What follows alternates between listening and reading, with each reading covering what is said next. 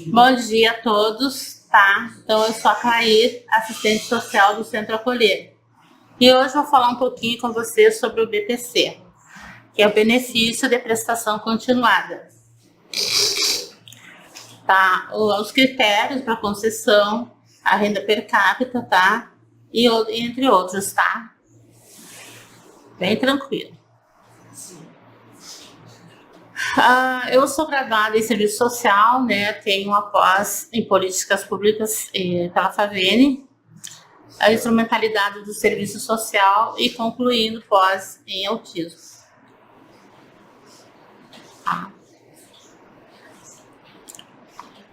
Tá, então o que é o BPC? Tá? É a lei 8.742/93, tá? De prestação continuada, previsto no artigo 20 da Lei 8.742, de 7 de dezembro de 1993, que diz que BPC é a garantia de um salário mínimo mensal à pessoa com deficiência de qualquer idade e ao idoso com 65 anos ou mais, tá? Que não conseguem prover, não possui meios para prover, né, a sua própria manutenção e nem de tê-la provida por sua família. E o BPC, ele é assistencialista, né? Ele não é contributivo, tá? Personalíssimo também. Aí o que visa o benefício da prestação continuada, tá? Ele visa o enfrentamento da baixa renda, né? E as pessoas que estão em situações de vulnerabilidade social, tá? A garantia da proteção social também. Ao provimento para atender as contingências sociais, ou seja, os mínimos sociais para essas famílias que estão em situação de vulnerabilidade social. E a universalização dos direitos sociais. E o idoso, né, aquele com 65 anos ou mais. Tá. Não prejudica o direito do idoso ou da pessoa com deficiência ao benefício de prestação continuada. Tá? O que não prejudica? Tá? A condição de acolhimento em instituições de longa permanência, como abrigos, hospitais, né, instituições congêneres, clínicas, né, especializadas. Então, uma vez que ele tem o BPC, estando esses acolhimentos, ele não vai ser prejudicado, tá? Ele vai continuar. Para fazer jus ao benefício de prestação continuada, o idoso deverá comprovar o quê? Tá? Que ele tenha 65 anos ou mais de idade, a renda mensal bruta familiar do requerente dividida pelo número de seus integrantes igual ou inferior a 1/4 do salário mínimo, tá? Não possuir outro benefício, seguro-desemprego, salvo de assistência médica e de pensão especial de natureza indenizatória. E como pode ser feita essa comprovação, né? Mediante o idoso, uma declaração do idoso, ou se ele não puder, né, seu curador, no caso de capacidade que o idoso não possa estar indo fazer essa comprovação, ele nomeia um curador, uma pessoa de confiança para estar indo fazer. Pessoa com deficiência. Então, o que é a pessoa com deficiência? É aquela que tem impedimentos, né, de longo prazo, de natureza física, mental, intelectual e sensorial, que produz efeito pelo prazo mínimo de 2 anos, as quais, em interação em diversas barreiras, podem obstruir sua participação social plena e efetiva na sociedade, de igualdade de condições com as demais pessoas. Então, se por esse prazo de 2 anos a pessoa não melhorou, continuou com essa deficiência, tá? Ela é considerada, sim, uma pessoa com deficiência. Ela não teve uma melhora. Ela continuou e não teve, na vida dela, não conseguiu trabalhar, não conseguiu fazer algo, ela continua, ela é uma pessoa com deficiência. E a Lei 12.764/2012, conhecida como Lei Berenice Piana, determina que a pessoa com o transtorno do espectro autista TEA é assim considerada uma pessoa com deficiência para todos os efeitos legais, tá?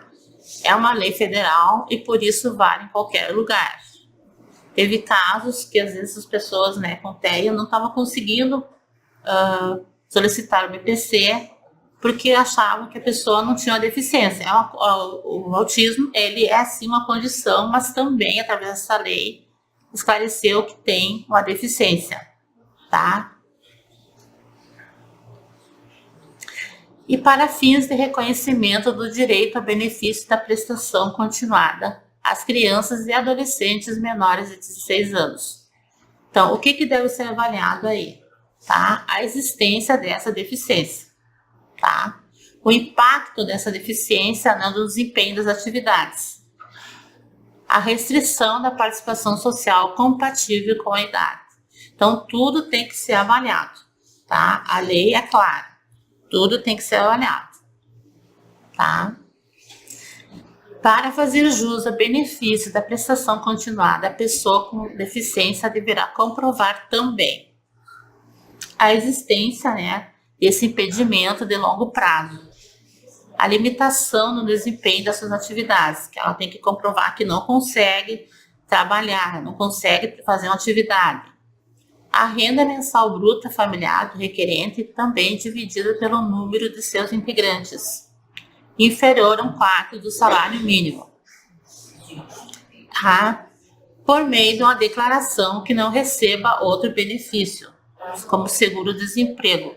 A pessoa que trabalha, que tem um seguro-desemprego, ela contribui, então ela contribui com a previdência, então ela não pode, porque o benefício assistencial, o benefício do BPC, ele é assistencial, não precisa ser contributivo, tá?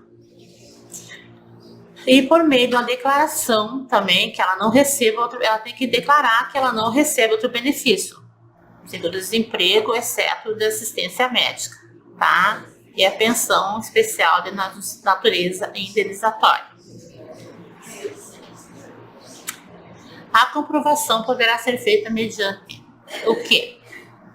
Declaração da pessoa com deficiência, né? Ela tem que ser feita uma declaração que ela tem essa deficiência, tá? No caso da incapacidade dessa pessoa com deficiência para os atos da vida civil, ela pode contratar um curador, um tutor, para estar fazendo essa declaração, tá? E quando que a suspensão do benefício? Quando é a suspensão do benefício? Quando ele é suspenso, tá? No BPC são regras e critérios, tem que ser seguido. Quando você vai fazer encaminhar para o BPC, tu tem que estar inscrito no CAD único, tá? E a não atualização desse cadastro único já é meio de suspender, tá? É identificado alguma irregularidade na concessão ou na manutenção do benefício, também cessa.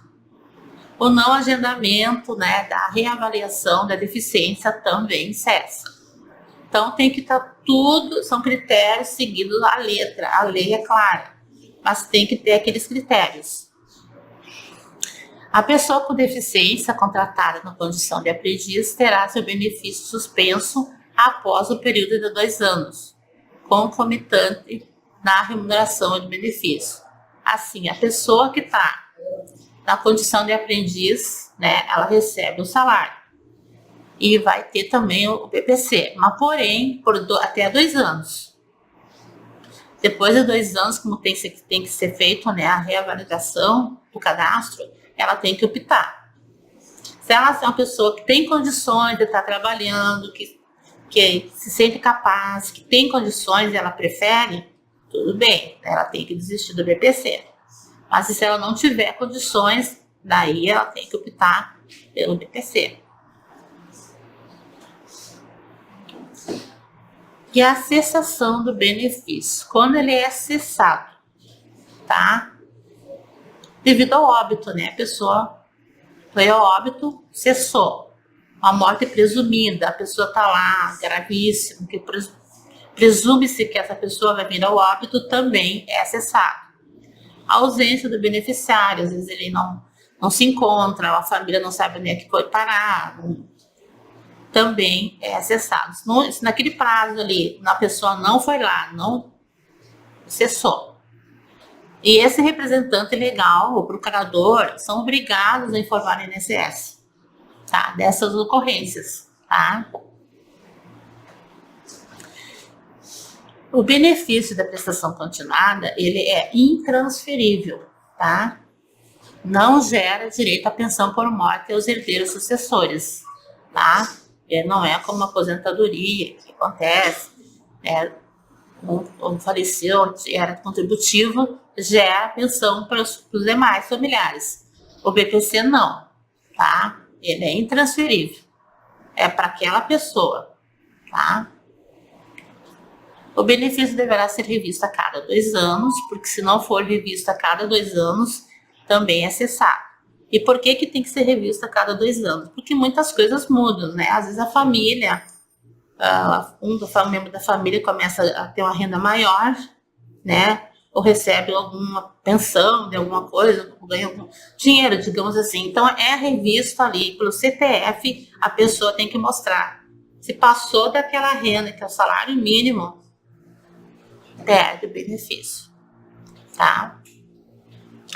E o benefício não pode acumular com outro benefício, como o seguro-desemprego, porque o seguro-desemprego é a pessoa que foi contributiva, ela contribuiu, então ela foi demitida, ela recebeu um seguro-desemprego, tá?